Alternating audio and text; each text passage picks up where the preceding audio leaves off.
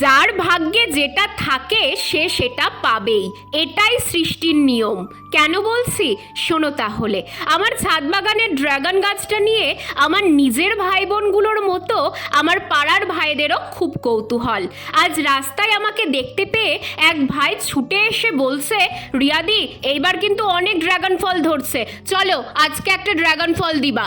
ওকে বলছি, ওরে দুদিন আগেই সব ফল পেরে নিয়েছি, তোর কথা একদম ভুলে গেছিলাম, পাক্কা পরের বার দেবই।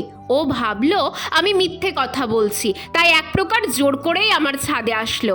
ওকে বলেই যাচ্ছি, ভাই সত্যি একটাও নেই, কোনো লাভ হবে না খুঁজে। এমন সময় ও বলছে, রিয়াদি এই তো। এই কথা শুনে আমিও খানিকটা চমকে কাছে গিয়ে দেখি সত্যিই গাছের গোড়ার কাছে একটা লাল টুকটুকে ড্রাগন ফল হয়ে আছে।